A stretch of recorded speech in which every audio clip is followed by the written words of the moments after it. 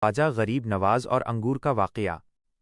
یہ واقعہ اس سمے کا ہے جب خواجہ صاحب اپنی جوانی کے دور میں تھے۔ ان کے پتا کے انتقال کے بعد وراثت میں انہیں ایک انگور کا باغ اور ایک پون چکی ملی تھی۔ وہ اکثر اپنے باغ کی دیکھ بھال کیا کرتے تھے۔ ابراہیم قندوزی سے ملاقات۔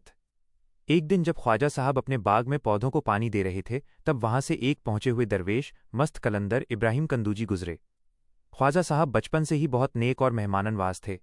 انہوں نے جیسے ہی بزرگ کو دیکھا اپنا کام چھوڑ دیا اور بڑے ادب کے ساتھ انہیں باغ میں بٹھایا۔ خواجہ صاحب کی سادگی اور دریا دلی۔ خواجہ صاحب نے تازے انگوروں کا ایک گچھا توڑا اور بڑے پریم سے اس بزرگ کے سامنے پیش کیا۔ ابراہیم قندوزی ان کی اس نسوارتھ سیوا اور سادگی سے بہت پربھاوت ہوئے۔ جیون کا بدلاؤ۔ بزرگ نے اپنے جھولے سے خلی خوراک کا ایک ٹکڑا نکالا، اسے چبایا اور خواجہ صاحب کے منہ میں ڈال دیا۔ جیسے ہی خواجہ صاحب نے وہ ٹکڑا کھایا ان کے اندر کی دنیا بدل گئی۔ انہیں ایسا محسوس ہوا جیسے ان کے دل سے دنیا کا سارا موہ مایا ختم ہو گیا ہو اور انہیں روحانی سکون مل گیا ہو۔ سب کچھ دان کر دیا۔ اس واقعے کا ان پر اتنا گہرا اثر ہوا کہ انہوں نے اپنا باغ اور چکی بیچ دی، سارا پیسہ غریبوں اور بے سہارا لوگوں میں بانٹ دیا۔ وہ خود اللہ کی راہ میں نکل پڑے اور گیان علم کی تلاش میں مسافر بن گئے۔